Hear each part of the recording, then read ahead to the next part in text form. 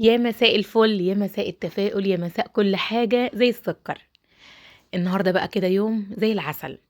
أحيانًا كده نقوم تحسي إن أنتِ عايزة تعملي حاجات كتير، وأحيانًا تحسي إن أنتِ أصلًا مش عايزة تخشي المطبخ، وده اللي بيحصل معايا. رغم في الأجواء الشتوية أنا باحبها، يعني أخش المطبخ ما ازهقش بصراحة، بس على حسب بقى الmood. بُصّوا بقى النهارده كان عندي هنا ورق خَصّ، وعندي بتنجان، وعملت فراخ كده مسلوقة بخلطة الكنتاكي. عملتها معاكم كتير جدًا، سهلة جدًا، جدًا وبسيطة. هنا بقى بما إني عندي هُم خاصيتين 2 أخدت الورق بتاعهم، ورُحت جاية مشغّلة الكاتل وسلقتهم كده بالمَيّة بتاعة الكاتل، لكن لو عندي كمية كبيرة باسلقه زي سلق ورق العنب كده. بس مش مستاهلة بصراحة إن أنا يعني إيه، أعلّق مَيّة بقى وكده وأسلُق، فهُم حبّة صغيّرة. المَيّة يا دوبك سخّنتها تسخين، مش خليتها تقلب، تدخّن بس. وأول ما الورق يدبل خالص ويتسلق معايا أروح جاية يعني ما بياخدش دقيقتين أصلًا، أروح جاية مصفّياه وحاطّة مَيّة عادية من الحنفية عشان توقّف عملية التسوية أو السليق بتاعة الورق. خلاص كده نركنه زي الفل، وعليه رشّة إيه، رشّة ملح، ونركنه كده إيه بالمَيّة بتاعته. تعالوا بقى نعمل الخلطة القمر بتاعتنا، خلطة المحاشي.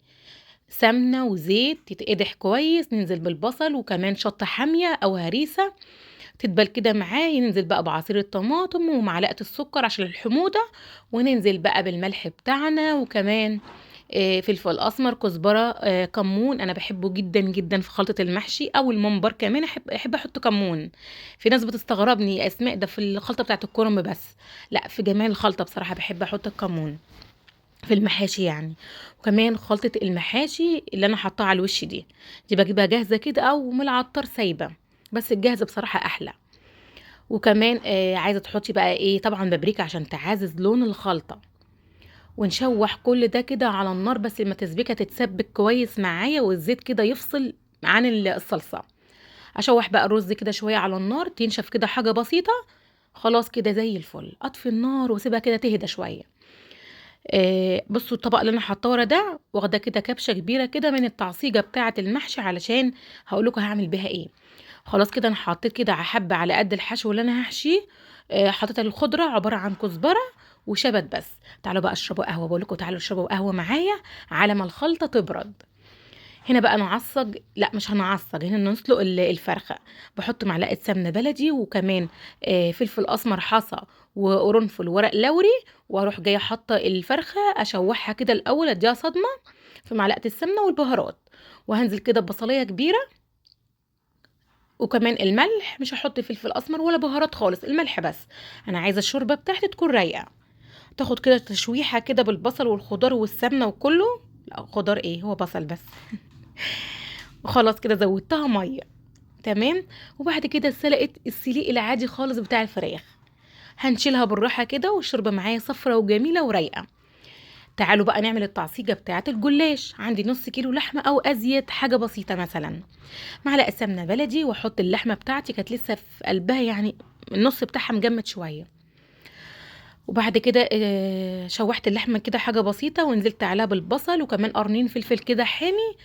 البصل كده يدبل بسيط، ننزل بقى ايه، بابريكا، فلفل اسمر، بهار لحمة، والملح.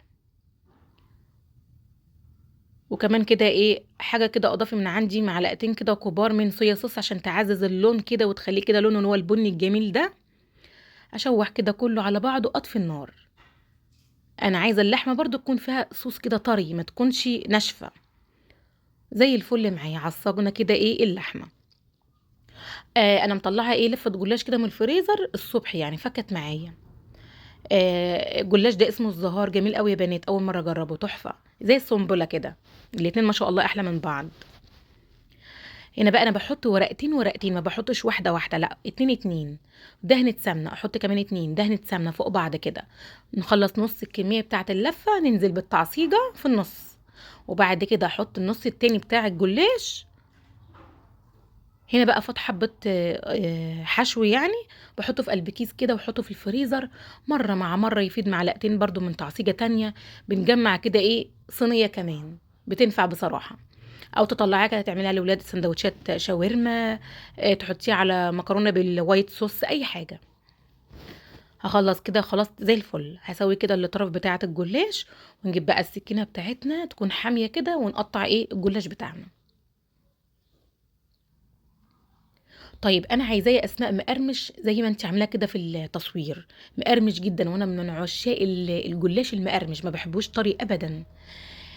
ما تحطيش لبن، حطي شوربه، شوربه فراخ، شوربه لحمه. تحطي ايه في قلب البيض معاه بيضتين، رشه فلفل اسمر، رشه ملح، ونحط الايه الشوربه بتاعتنا، كبشه شوربه بس كده. الشوربه اللي بتخلي الجلاش بتاعك ناشف وتحفه جدا، مقرمش قوي. تحطي لبن بيخليه يعني ايه، قلبه من جوه طري. تمام. هنا بقى برضو ايه، معايا بيضتين، ومعايا كبشه شوربه كده او نص كبشه. دي الايه يا اسماء، وفلفل اسمر ورشه ملح لايه يا اسماء، للفراخ. معايا هنا حوالي كوبايه من كورن فليكس كده، وثلاث معالق دقيق، وكيس فيجيتار، ورشه ملح، ورشه شطه. وبقى اللي هيعزز لي اللون بتاع الكنتاكه او الفراخ، معلقه صغيره من الكركم، تديها لون حلو قوي قوي يا بنات. مش هحط فلفل اسمر علشان ايه، ما تخليش كده في قلب التحمير بتاع الفراخ نقط او مثلا حبوب من الفلفل الاسمر. تمام. الزيت بقت قدح معانا، ناخد كده من البيض على الخلطه الجميله بتاعتنا كده، ونقلي احلى فراخ، وهقليها تطلع بقى احلى فراخ كنتاكي معاكي، تجنن حرفيا. حاجه كده اللهم بارك.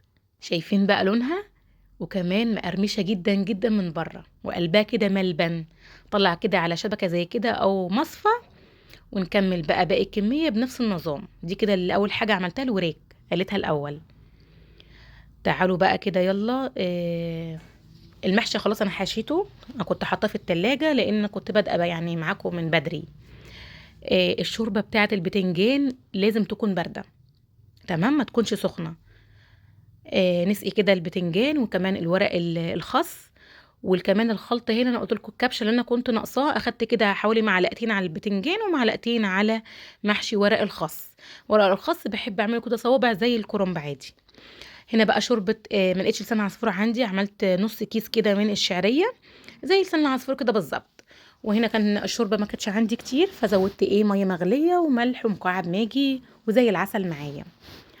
خلاويص كده خلصنا المحشي، استوى معايا واللهم بارك. شويه محشي كده سكر، وكمان الجلاش طلع من الفرن اللهم بارك، واخد لون وقرمشه تحفه جدا، وكان طعمه زي العسل. بالنسبه بقى للشوربه، وده الحله الصغنطوطه ديت، هم كانوا خصيتين اتنين اصلا، يعني حبه صغنطوطه من ورق الخس. بصوا بقى، بالنسبه لورق الخس انا بحشيه كده زي الكرنب والورق العنب، في ناس بتحشيه كده مثلث، انا لا، ما تعودنا هنا نعمله كده زي ما ماما عودتني يعني. بصوا كده، سكر كان وحشني جدا جدا ورق الخس. ودي بقى شوربة الشعرية زي العسل. كان في حد بيقولي لما نزلت ستوري كده او ريلز على المقطع ده، إيه طب اخبار التكميم ايه يا اسماء؟ زي الفل. انا بس بصور معاكم كده بس، يا دوبك بدوق بس والله مش اكتر، رغم ان بقالي ما شاء الله سنتين. بس الحمد لله طبعا، يعني انا مبسوطة اصلا. احنا كده كده انا عاملاها عشان ما اكلش اصلا، ادوق بس، وده يكتفي عندي ان احنا بندوق. انا هنا كنت بكلم ابن اختي بلعبه كان قاعد عندي في اثناء التصوير. طبعا موقفه الصوت، لو سمعتوا الصوت هتضحكوا علينا انا وهو. بصوا بقى الجلاش سكر، انا بعشقه مقرمش كده. طيب زي ما قلت لكم، عايزاه مقرمش زي كده، وصوت بقى كده القرمشه تسمعي. حطي مع البيض شوربه. عايزه طري، حطي حليب اللي هو لبن، وبألف هنا وشفا. وبصوا العشق بقى عندي، والفراخ التحفة دي. أشوفكم إن شاء الله في فيديو جديد في حفظ الرحمن. سلام عليكم.